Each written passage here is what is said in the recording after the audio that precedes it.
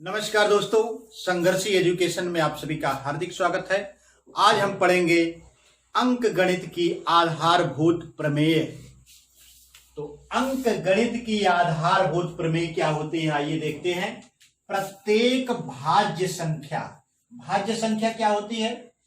ऐसी संख्याएं जो एक और स्वयं के अतिरिक्त किसी अन्य संख्या या संख्याओं से विभाजित होती हैं, उन्हें भाज्य संख्याएं कहते हैं।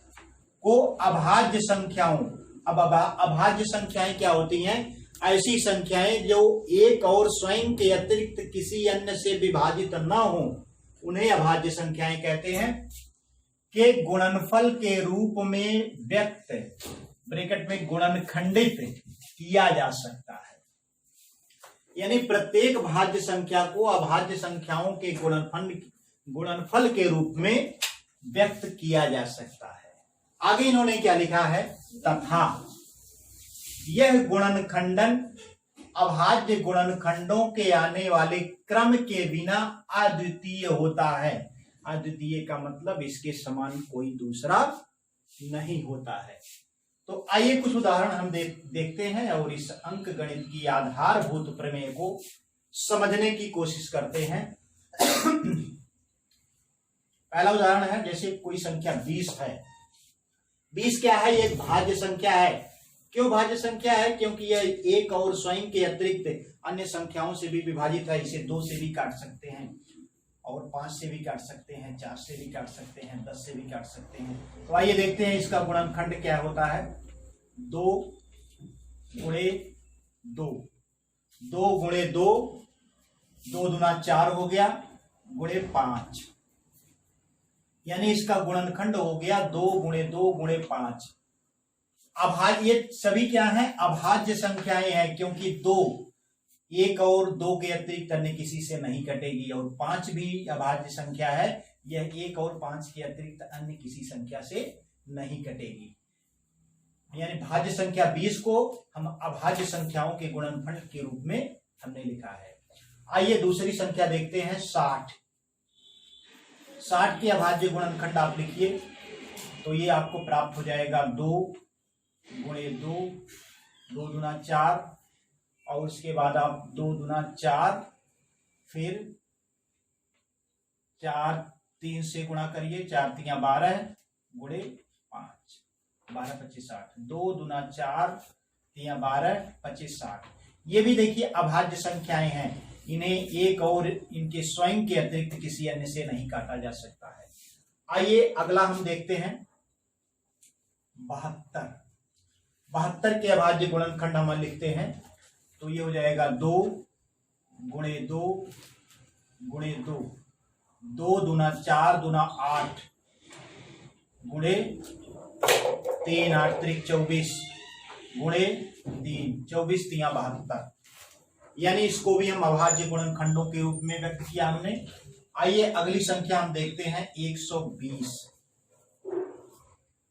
120 का आप गुणनखंड करिए, तो ये आपको प्राप्त हो जाएगा 2 गुणे 2 गुणे 2, 2 दूना 4 दूना 8 और 3, 8 त्रिक 24 गुणे 5। यहां पे आप गुणनखंड करके इसको देख भी सकते हैं। 120 का गुणनखंड आप करिए, 2 से काटिए, ये 60 आएगा, फिर 2 से काटिए 30 आएगा, फिर इसे 2 से काटिए,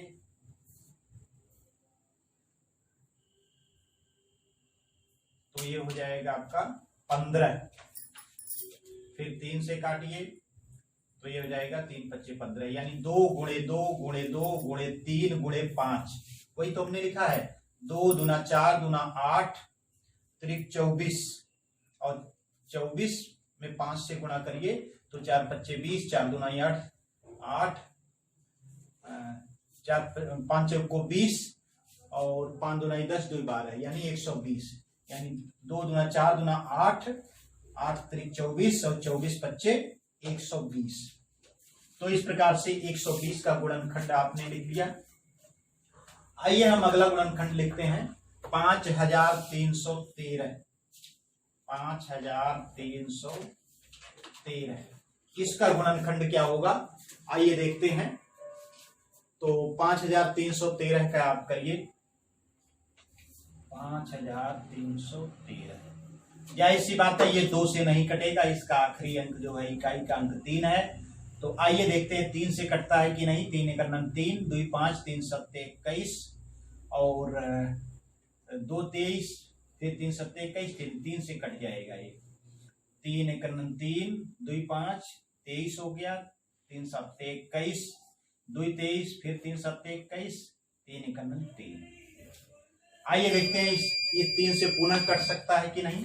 3 25 15, 2 17, 3 9 27, 3 से नहीं कटेगा। तो आइए देखते हैं ये 5 से भी नहीं कटेगा, क्योंकि आखिरी अंक 0 या 5 होना चाहिए 5 से कटने के लिए। तो आइए देखते हैं 7 से कटेगा कि नहीं। 7 दूना 14, 14 3 17, 37 हो जाएगा, 7 5 35 हो जाएगा, 7 3 21, यानी ये 7 से कट गया। 7 से कटने के बाद 8 से ये कटेगा नहीं। 9 से देखते हैं, 9 दूना 18, 7 25 73 हो गया, नहीं कटेगा। और इसके बाद 10 से भी नहीं कटेगा। 11 से आइए देखते हैं, 11 दूना 22, 22 3 25, अब 11 3 33, यानी 11 से कट गया। तो इसके अभाज्य गुणनखंड क्या हो गए, 3 × 7 × 11 × 23। तो ये हो जाएगा 3 × 7 × 11 × 23। तो इस प्रकार से 5313 के अभाज्य गुणनखंड हमें प्राप्त हो गए।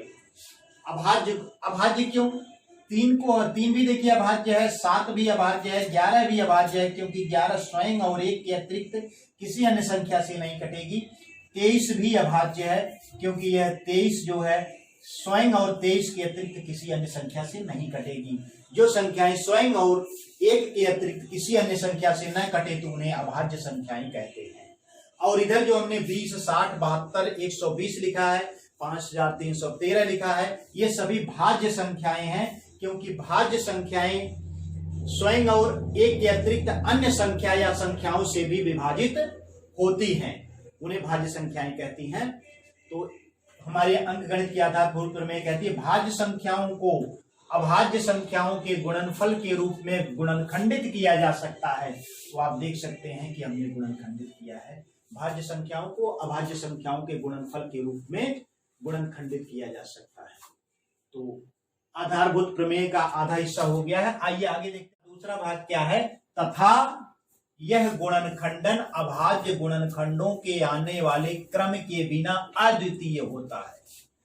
अब हमने जो 20 का गुणनखंड लिखा है 2 × 5, 2 × 2 × 5, इसे कोई अन्य व्यक्ति अगर लिखे तो 5 × 2 × 2 भी लिख सकता है। क्रम को बदलकर भी लिखा जा सकता है, इसे 5 × 3 × 2 × 2, यानी क्रम को बदलकर भी लिखा जा सकता है। लेकिन अगर इसको गुणा करें तो हमको यही संख्या प्राप्त होती है, 5 × 15, 2 30, 2 60। तो यहां पर इन्होंने प्रमेय में कहा कि क्रम के बिना अगर क्रम का ध्यान न दिया जाए तो क्या हो जाएगा, यह अद्वितीय होगा।